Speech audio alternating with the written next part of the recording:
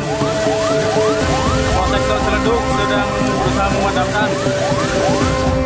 Sebuah bus antar kota antar provinsi, Akas Aurora, jurusan Jakarta Jember terbakar di ruas tol Kanci Pejagan, kilometer 236 di perbatasan Kabupaten Brebes dan Kabupaten Cirebon, Jawa Barat.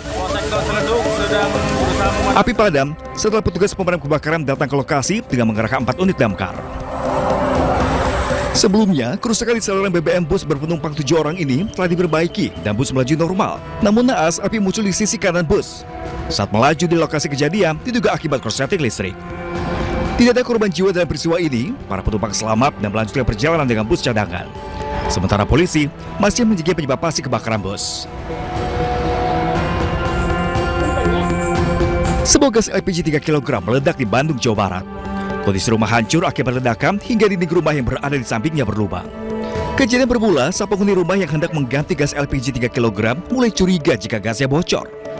Tak berselang lama, gas yang baru diganti tiba-tiba meledak, hingga membuat 2 penghuni rumah serta 2 orang tetangganya tersambar api. Akibatnya, 4 orang mengalami luka bakar di sekujur tubuh. Petugas mengamankan gas LPG 3 kg serta membawa seluruh korban ke rumah sakit terdekat.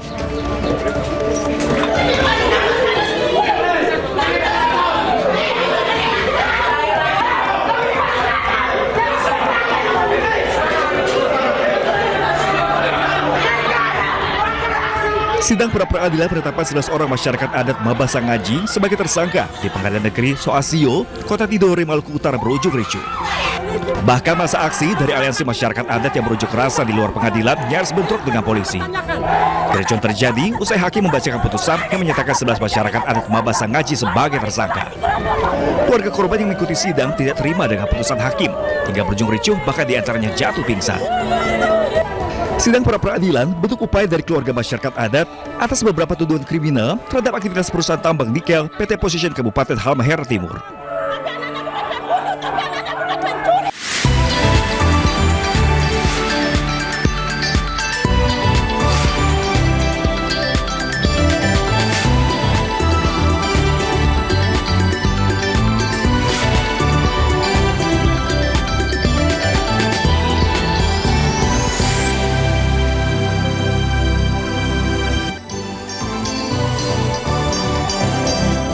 Halo, selamat pagi. Welcome back to iNews Today. Selamat pagi Zila dan pemirsa juga. Gimana kabarnya hari ini? Kamu kelihatan kayak kenapa ya? Lagi gimana nih? Lagi lemes, lagi happy, lagi apa nih? Ada kabar baik dari sini pemirsa pengen tahu nih Zila ini. Kabar baiknya tuh apa ya? Mungkin kabar baiknya buat orang-orang yang mungkin belum punya rumah, ini ada kabar baik kali ya. Apalagi buat milenial yang belum bisa punya rumah. Pemerintah memberikan rumah subsidi yang bisa yang ukurannya bisa dibilang gede nggak sih karena pengen sayang banget ukurannya juga menuai kritikan ya karena terlalu kecil. Katanya sih rumah mini, tapi ini kan menjadi subsidi untuk pemerintah bagi yang mungkin rumahnya jauh.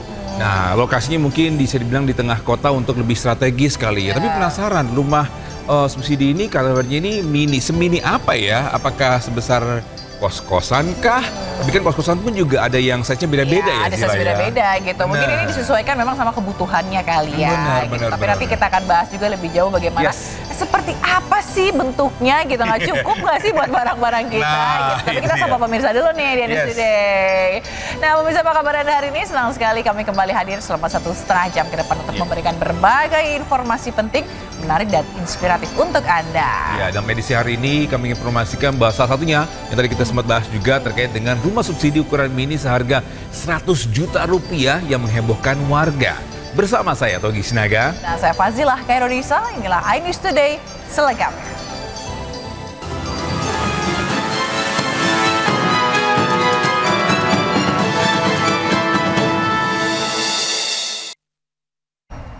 Pemirsa, viral di media sosial seorang pengamen tunanetra mengamuk saat hendak ditertibkan oleh petugas gabungan di Kota Pematang Siantar, Sumatera Utara. Ya, pengamen tersebut melawan saat akan diangkat secara paksa oleh petugas.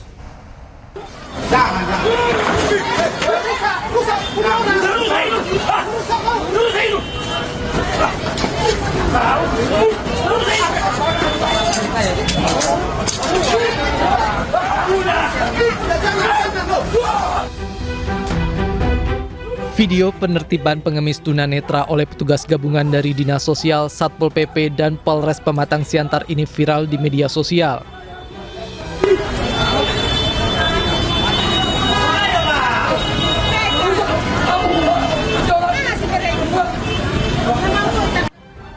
Pengamen yang diketahui bernama Heri Hulu ini menolak dibawa oleh petugas. Saat petugas ingin mengangkatnya, Heri mengamuk memukul petugas. Wali Kota Pematang Siantar mengaku telah berkomunikasi dan mengundang Heri ke rumah dinasnya. Saya undang datang ke rumah wali kota ya.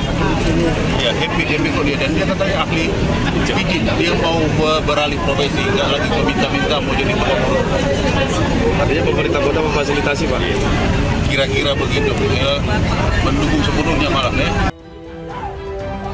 Wali Kota juga berjanji akan membina petugas Satpol PP yang melakukan tindakan pemaksaan dan kedepannya akan bertindak secara humanis.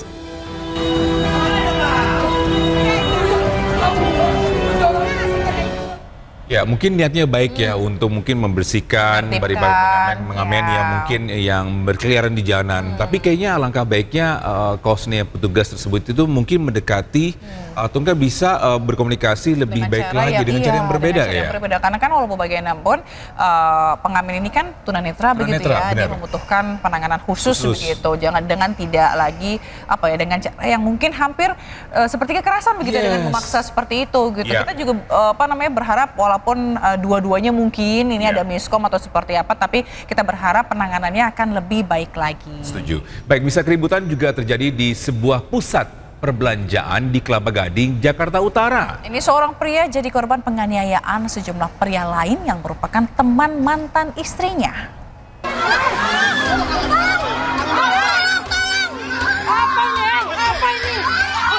Viral di media sosial keributan antar pengunjung mal di kawasan Kelapa Gading, Jakarta Utara. Sambil menggendong anak, seorang pria terlentang di lantai dan dianiaya sejumlah pria lainnya.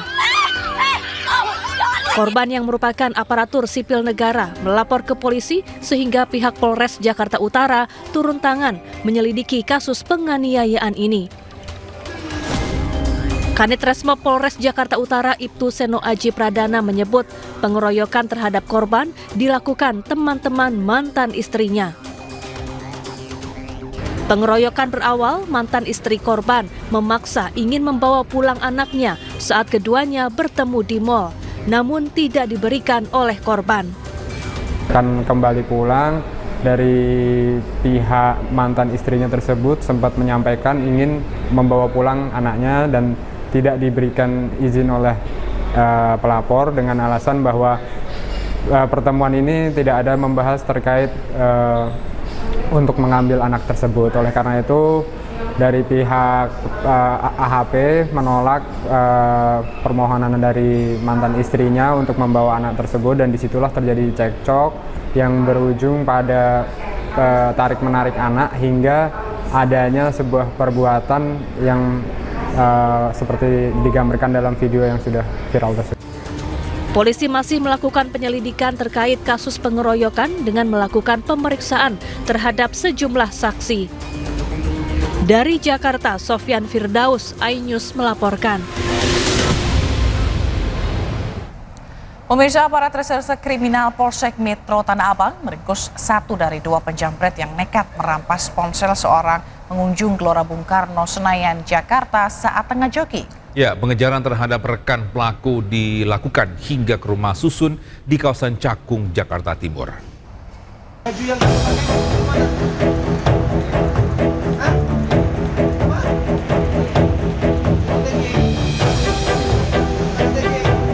Andri, 1 dari 2 pelaku jamret ini tak berkutik saat dibekuk petugas Reskrim Polsek Metro Tanah Abang, Jakarta Pusat di sebuah minimarket di Jalan Sukapura, Jakarta Utara.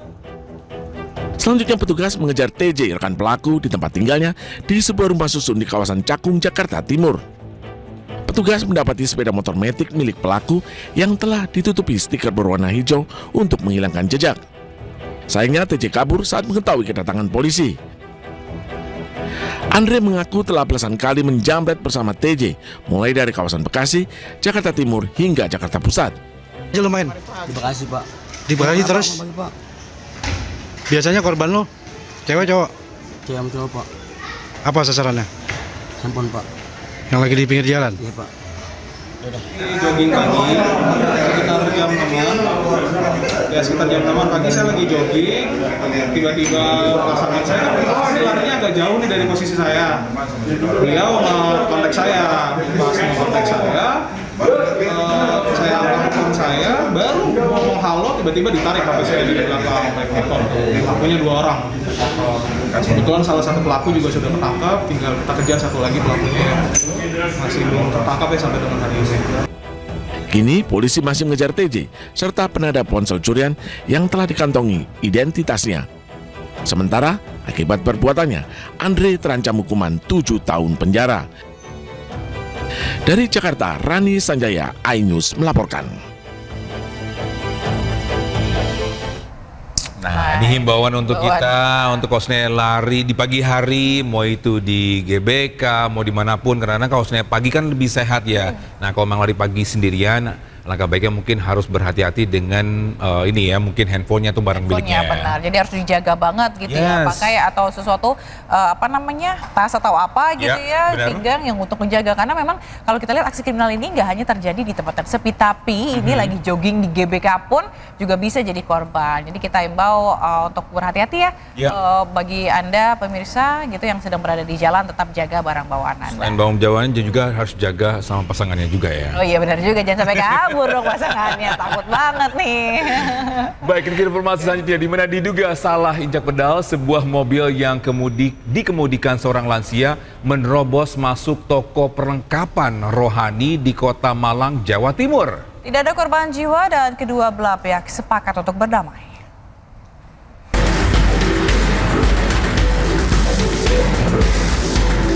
Terekam pada kamera pengawas dalam toko Dioses Perlengkapan Rohani, Jalan Agung Suprapto, Kota Malang, Jawa Timur. Sebuah minibus menerobos masuk ke toko. Pengemudi seorang bapak-bapak yang sudah berusia lanjut keluar dari mobil, seperti menyesal akan kesalahannya hingga terduduk lemas.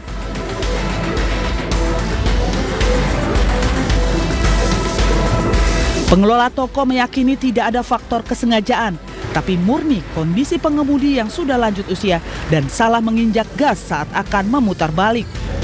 Pengemudi dan keluarga pun siap bertanggung jawab untuk ganti rugi.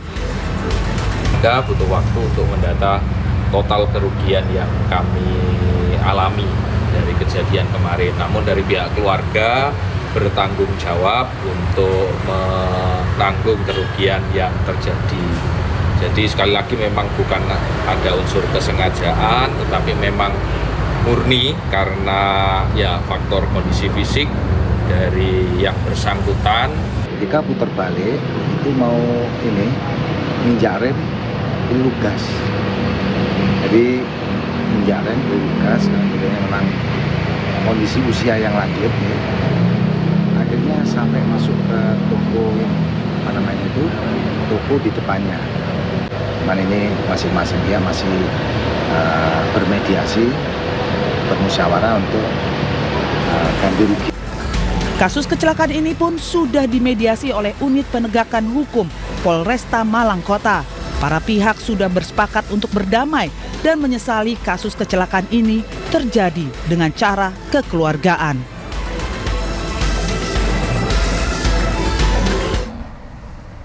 Ya, ini menjadi himbauan untuk kita semua ya. Mungkin para lansia atau enggak bagi yang baru saja belajar bawa mobil harus berhati-hati karena apalagi kalau seandainya manual ya, kopling sama gas ini berbeda ya.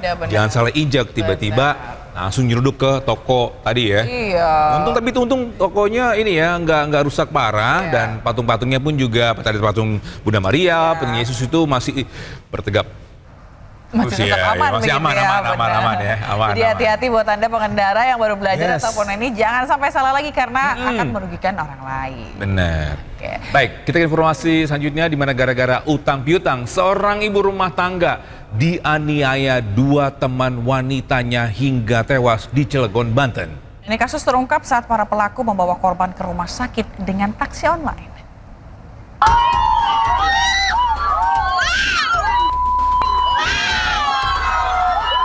Penangkapan pelaku pembunuhan di Kampung Simpang 3, Kota Cilegon sempat memancing emosi warga sekitar yang berusaha menyerang karena telah membunuh teman arisannya. Warga berusaha menerobos penjagaan polisi yang sedang mengamankan lokasi. Pelaku dibawa ke kantor polisi untuk menjalani pemeriksaan. Kasus ini terungkap setelah korban tewas dan diantarkan taksi online ke rumah sakit karena diperintah kedua pelaku. Para pelaku beralasan korban sedang sakit. Para pelaku telah berutang pada korban dan meminjam uang lagi. Enggak Pak, enggak ada. Ini teman ini baru Pak, belum sampai 1 bulan diperkenalan sama ini. Nah dia minjem uang sama istri dikasih. Ini juga mau pinjam lagi terakhir. Pertama pinjam berapa Pak? Ya kita nggak jelas karena nggak terbuka ya istri sama kita ya. Nah pas itu dia pinjam uang sama istri udah disiapkan uangnya. Berarti istri Bapak yang suka minjemin uang gitu ya? Betul. Diduga para pelaku tersinggung dengan ucapan korban sehingga melakukan penganiayaan. Korban ini memberikan pinjaman uang kepada para pelaku senilai 10 juta rupiah, namun telah dikembalikan sebanyak 3 juta rupiah. Selain dari itu, pada saat kejadian, korban dihubungin oleh para pelaku untuk datang ke rumahnya untuk mengambil uang. Ternyata sampai di sana ada cekcok mulut yang menurut keterangan dari para pelaku sempat melakukan pengejekan kepada pelaku sehingga pelaku sakit hati dan melakukan penyekapan sampailah korban kehilangan nyawa. Para tersangka pun terancam hukuman mati atau seumur hidup. Dari Cilegon, Banten, Iskandar Nasution melaporkan. Nah, ini sebenarnya sangat disayangkan kasusnya gitu ya Togia, hanya gara-gara uang arisan lagi kan. Ya. Ini tersinggung sampai akhirnya memakan korban. Nah ini memang kalau seandainya masalah arisan memang sensitif sih ya. Kadang-kadang tadi sempat kamu bilang kalau seandainya gimana ditagih itu lebih galak ya. Biasanya sekarang ada yang punya utang itu justru lebih galak daripada yang masih utang gitu ya. Benar. Jangan inilah kita sama-sama hidup bersosial gitu ya. Bersosial, makanya aku tuh udah nggak mau lagi ikutan arisan keluarga Zila. Kenapa Togia? Ada pengalaman buruk kayaknya. Itu dia pengalaman kalau seandainya ditagih itu kayak debt collector jadinya menunggu pertikaian antara keluarga. Jadi sebaiknya aku nggak mau lagi ikutan arisan. Jadi memang kalau memang ini ya ada rezeki ya kita selain berbagi aja ya. Berbagi aja gitu. Dan itu juga jadi perhatian bahwa ikut arisannya tahu perkumpulan tertentu tuh harus sesuai dengan kemampuan, jangan memaksakan. Benar sekali, jangan kita pura-pura punya duit habis itu memaksa akhirnya menimbulkan masalah entah dari pertemanan atau enggak mungkin ini keluarga ya. Benar. Baik, kita ke informasi selanjutnya di mana ada diduga melakukan pelecehan seksual terhadap anak di bawah umur. Ada seorang karyawan minimarket di Tangerang, Banten diamankan warga. Ini pelaku nyaris diamuk warga saat diamankan.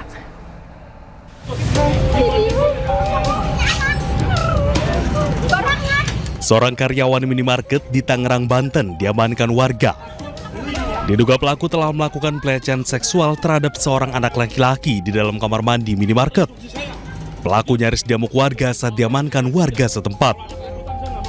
Peristiwa terjadi saat korban hendak membayar ke kasir. Pelaku mengiming-imingi korban dengan isi ulang voucher game gratis dan mengajak korban ke kamar mandi minimarket dan melakukan aksi tidak terpuji tersebut kepada korban. Aksi bejat pelaku diketahui orang tua korban setelah korban kembali ke rumahnya karena korban berjalan tidak seperti biasanya dan saat diperiksa terdapat cairan sperma di lubang anus korban. Usai mengetahui hal tersebut, orang tua korban serta warga sekitar langsung mendatangi minimarket dan menahan pelaku. Ya pemirsa, cekcok di jalan, seorang pria pengendara mobil mengacungkan senjata ke pengendara motor di Bogor, Jawa Barat. Ya, polisi langsung datang ke lokasi melerai pertikaian.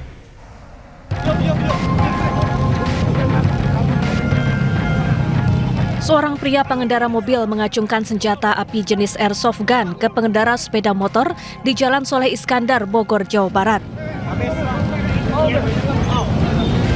Polisi yang tiba di lokasi langsung meringkus pengendara mobil yang menodongkan senjata.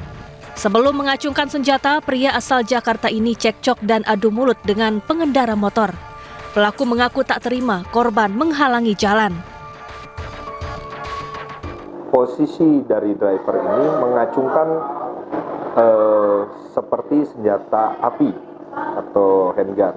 Kemudian dengan sigapnya tim patroli Polresta Bogor Kota itu mengamankan yang bersangkutan di sekitaran Jalan Solis. Polisi lalu menggiring pelaku ke Mapolresta Bogor, berikut barang bukti senjata api airsoft gun. Atas perbuatannya, pelaku terancam hukuman 5 tahun penjara. Dari Bogor, Jawa Barat, Andi Firmansyah, iNews melaporkan. Pemirsa, guna memecah kepadatan dan menambah daya tampung penumpang, Stasiun Tanah Abang direvitalisasi. Jangan kemana-mana, iNews Today akan segera kembali.